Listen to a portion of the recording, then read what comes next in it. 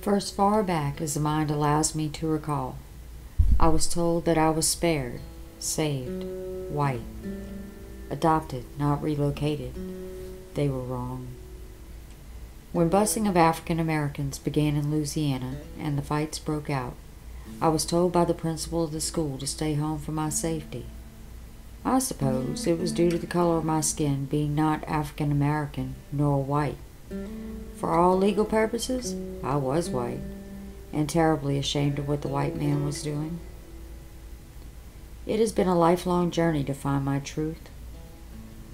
I had been running in circles around the home of my people. The light, the smells, the sounds there called to me like a drum beating in the distance, and I listened. At the age of 29, after the birth of my fourth child, the drum began to beat with more intensity within me, and I knew I had to find my mama. At the age of 32, after the birth of my fifth child, with a simple phone call, I found mama. She had been waiting on me, a child of relocation by way of adoption herself. She too knew my heart would hear the drum of her heart and lead me home. Reunion began, but the circular path continued. I met Mama, aunts, uncles, cousins, sisters, and my maternal great-grandparents. I learned the names of my people, the name of my maternal grandfather, and the secret of how Mama came to be. The drum continued. After years of asking questions and another year of extensive research, at age 47, I found myself not only in the middle of the circle I had been running in, but also with my feet upon the most beautiful place on earth, Ile de Jean Charles, Louisiana, home of the Biloxi Chitimacha Choctaw tribe, and, for Mama and myself, our ancestral home. Surrounding me was all the light, the sounds, the smells that had drawn me to this place.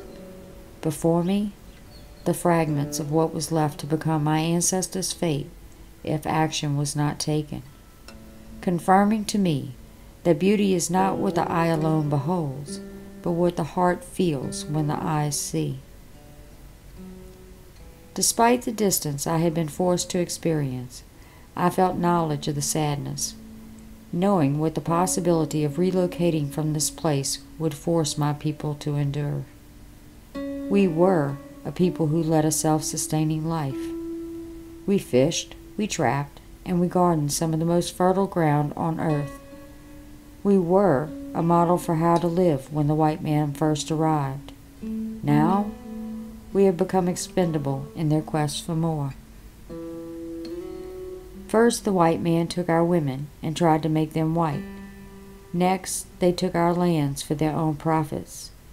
Oil and gas companies have cut through our marshes, our ancestral mounds, and left our once fertile lands barren from saltwater intrusion.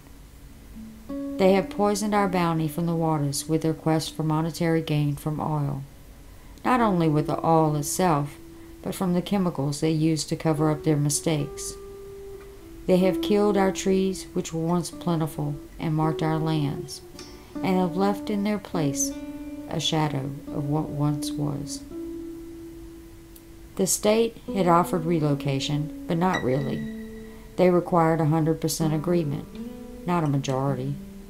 The vote had been set up to fail. Now, people have to relocate themselves so that they may live, or for those who stay, the reality that they may face poisoning from the chemicals. The reality that the harvest from our lands and waters will no longer be obtainable.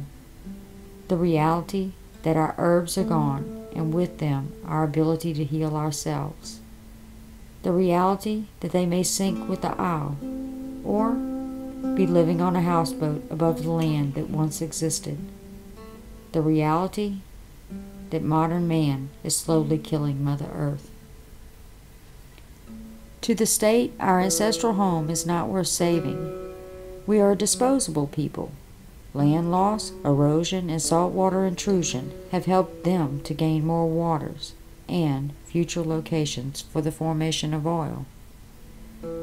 They do not see this place as we see this place, a place like no other, a place where the air is fresh with a hint of salt, a place where the colors are pure and vivid, a place where eagles soar and the beauty of nature surrounds you, a place where the winds blow as the spirit of the Creator brushes your ear, a place where light reflects off the land and waters with the radiance and sparkle like that of a billion tiny Christmas lights, a place where sunrises, sunsets, and the beauty of the moon reflect back upon you, reflecting the beauty as the Creator meant us to see it. Our children, like me, will not know the blessing of being surrounded and cared for daily by loving ancestors. Their traditions and culture will be forever lost. The trees and waters they once enjoyed as playgrounds will be gone, replaced with the white man's ways of asphalt and buildings and the darkness that comes with it, replaced with a desire for more than one needs. They will hear the drum of their heartbeat and search for home, but they will not find it. Home will forever be an unreachable destination. Separation and relocation a good thing? I can say definitely not.